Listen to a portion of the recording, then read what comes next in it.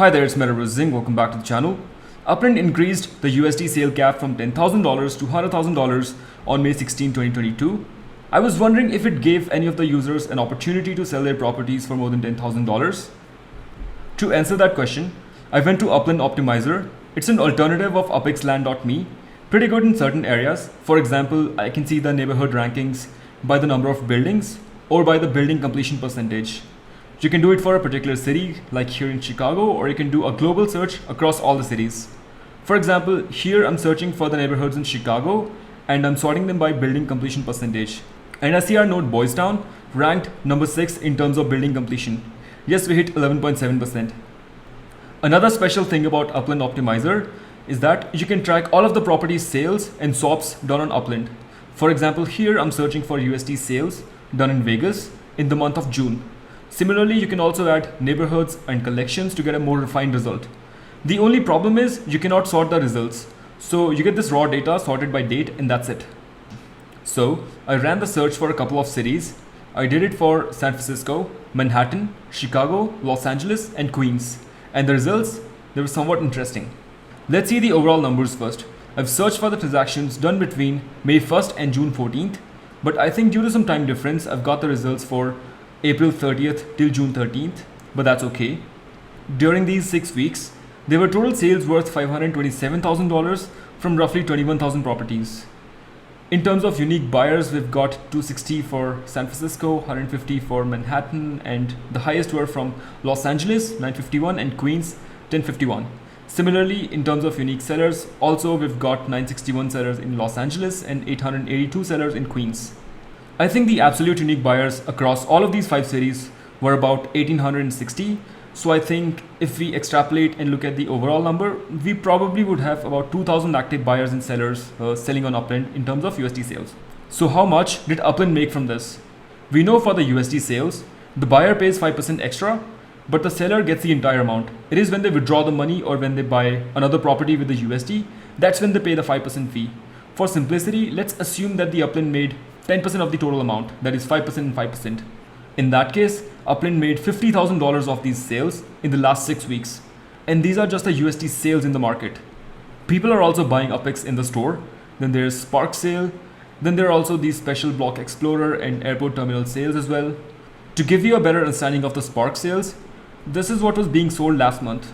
The first 2 did not really sell quite well, but the last 3 got sold out pretty quickly. That's mainly because the Spark value has reduced in general. People used to rent Spark for 1200 UpX per Spark per day, but nowadays you get Spark for 600 UpX or 700 UpX. That's number 1. Second, because the Spark value has reduced, people prefer treasure hunting and getting 0.01 to 0.02 Spark every 1 to 3 days. And when they're getting that, they wouldn't want to pay $30 for 0.05 Spark, right? Anyway, let's say that the last 3 got sold out fully, and maybe just 1000 of this and 1500 of these got sold out. Upland still probably made $250,000. That's the cost of 2 slightly experienced engineers per year, or maybe just 1 very experienced engineer. Similarly, we also had the international terminal sale on June 8th, where Upland sold 37 terminals for about $1,840 each. That's roughly $70,000. All in all, Upland is making decent money, which they'll definitely use for the growth. There are also partnerships like NFLPA. Then there's VC funding. Upland raised the Series A round for $18 million back in November 2021. And then there are other channels as well, with which they can boost the cash flow. We kind of deviated from the main topic, coming back to USD sales. Between April 30 and June 13th, San Francisco has had $47,000 worth of total sale at an average price of $42, which is understandable because a lot of non-collection, non-node properties as well as sunset properties were sold for $22 to $30 each. Next up is Manhattan. Manhattan, while had lesser number of sales, San Francisco had 1100 sales, but Manhattan has had only 440. But still, Manhattan has had higher sale value, which is again understandable because the floor price for Manhattan properties in USD right now is $75, and in UpX, I think it's probably 110,000 UpX. So the average sale price is also $119. Los Angeles has really nailed it with $235,000 worth of sale and 7,500 properties. You know, people keep saying that Los Angeles is too big in size. People have lost interest because there are so many unminted properties right now. I think it's 34% unminted. But this stat alone tells you that Los Angeles is still popular and it has definitely got the potential of becoming another Manhattan. Once the celebrities and the brands catch up, when they join Upland, they would definitely want to buy stuff in Los Angeles because they can relate to it. They would probably want to buy their homes, their favorite restaurants, the shopping malls, maybe their production houses or studios.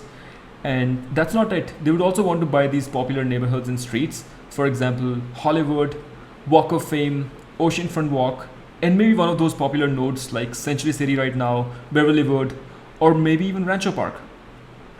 All in all, Los Angeles is doing really good. I wasn't expecting it to be this good, so I'm very happy and surprised. Next is Queens with $123,000 worth of sale. Queens was supposed to do well as it was released recently. I believe the dust will settle in 2 to 3 months and things will come back to normal. Moving on to the city level stats. Again, the intent of the research was to understand whether we have done any sales above $10,000. If we have, we've got the validation. If we haven't, what is stopping us from getting there? Starting with San Francisco, the results are sorted by price. So the highest USD sale done between April 30 and June 13 is of $3,100. The same user has bought another property of the same price. Both of these are double collections. It's an ultra rare painted ladies as well as a rare iconic SF. Since there are a lot of properties, I'll only cover the first 5 or 7 and we'll try to understand what made them pay that much amount. Next up in the list is Ronbo. Ronbo bought this property for $888. It's 600 Battery Street. From what I've understood, it's in the Northern Waterfront neighborhood and the floor is 500,000 UPX right now. Property also has a luxury modern house, so it sounds like a good deal for the amount they've paid. Next one is Recurrier with $714. This doesn't look like a collection, this doesn't look like a popular neighborhood, so I believe because Recurrier has this Upco Explorer's shop, probably it was a USD sale of some block explorer and this is how they're making the transaction. Let's also look at the overall individual buyer and seller stats. We'll start with the buyers. So VTH OK 2008 has bought these 2 ultra rare properties, double collection properties for $6,200. Next one is Shaktalin with 116 properties for $4,600. She's also in the leadership team of Century Citizens, the node group of Century City and Beverlywood nodes. Then there are a couple of buyers who've spent more than $1,000, including DJ Shorts, who was running the Sunset node. In terms of sellers, Mainframe made $6,200 from the ultra rare collection properties. Then there's DJ Shorts, who's sold 266 properties and made $6,000 from the sales. So he invested $1,700 in San Francisco and overall made $6,000 in total. From what I remember, he was probably selling most of his Sunset properties. I'm not sure if it's part of a giveaway or he's just cashing out just for some reason. But yeah, seems to be going well for him. Then there are a couple more sellers who have made more than $1,000. So yes, Upland is also good for cashing out. You don't just invest money into it, you also take the money out. Last thing, let's look at the daily trend as well. Starting with total sale value, what it basically means is the sum of the USD sale amount of all the properties sold on a particular day. So for example, this amount here, 7,000, it means of all the total USD sales combined in that day, the total amount was $7,000. For San Francisco, things are pretty much stabilized. There are highs and lows, but it's pretty much still in demand. The big jump at the start of May, I don't know if it's because of Queens release that people were able to sell more Queens properties in USD and then used that amount to buy more properties in San Francisco, or if it's just that more people were selling their properties in San Francisco at that time and people just bought them. It could have also been that people were getting their salaries at the start of the month and they were investing that money back into Upland, but you won't see the similar trend in other cities, so I think that's probably not the case. Next is Manhattan, small city with just 439 transactions, yet witnessed $50,000 worth of sale. The top sellers are these exclusive and rare collections on 5th Avenue, 57th Street, Tribeca, and the amount is ranging from $500 to $600. My main takeaway from Manhattan is that it's perfect for those looking to sell at the floor. You probably minted that property for 1,000 UPX or 10,000 UPX. Now you're able to sell it for $100 straight. At least from these 6 weeks, Manhattan doesn't look very good if you're trying to make big money. Unless you own a lot of properties and you can sell all of them, then definitely you're making a lot of money. But that's going to be very difficult because Manhattan is very small and people do not really own a lot of properties. Maybe if we factor in some of those landmarks in Manhattan, for example Trump Tower, then those could probably sell for more than $10,000. Individually, Jackman has bought 44 properties worth $4,400. That's roughly $100 each. Not a bad idea given how popular Manhattan is. Freaky Man has done some frugal business at $58 per property. That's just mainly sniping. He has bought properties for $35, $20, $10, $8. Looks like people forgot to add a zero and he took advantage of that. He's really good at this. At the selling side, both Brian and Brett Gerber made $7,000 in Manhattan. Looking at the daily sale trend, Manhattan is very consistent with a couple of highs and a few lows. People love Manhattan. Number 3, Chicago. Weren't you wondering why you didn't see Abdullah yet? Well, here he is with $9,000 purchase of this iconic Chicago theater. It's a double collection, Loop in exclusive and State Street in limited. Also, it was purchased at 60% markup, so that's really good. You know, Abdullah does some really smart business like this. He's not someone who's overpaying for the stupid stuff. He knows where he's getting value. For example, at 60% markup in this purchase, he's getting 3.4 times the earning boost, which is roughly 50% in terms of annual interest, the annual earning. And it's even better than the ultra rare, which will probably give you 38 to 40%, I think, or 42% in worst case. Plus, the main price of this property was 15 million UPEX, so he should be able to sell it for $11,000 or $12,000 in the future.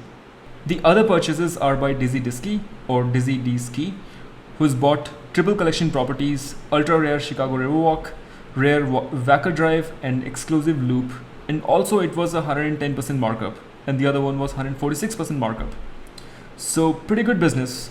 And next up is Busterworth, who's bought 3 rare Greektown properties in Chicago.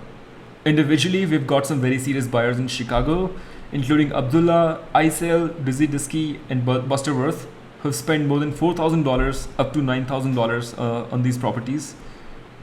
In terms of sellers, Meta Builds has made $9,000, Rob has made $5,000, almost $6,000, and Octavius has made $4,500. So it looks like Octavius is also trying to cash out a bit. The daily USD sales in Chicago have gone slightly up since the mid of May. I think that's just because of the Hidden Gems event. Next up, Los Angeles. Abdullah leads again with $7,500 purchase of the Bradbury building. I think this is the famous auction incident where Abdullah lost the auction because of some click issue he mentioned on Discord. So he eventually bought it for 136% markup. So nice of Rogue Gent to give him a chance and also make some quick money. The next 3 are also very expensive, bought by Abdullah for $5,700, $6,500, and $7,000.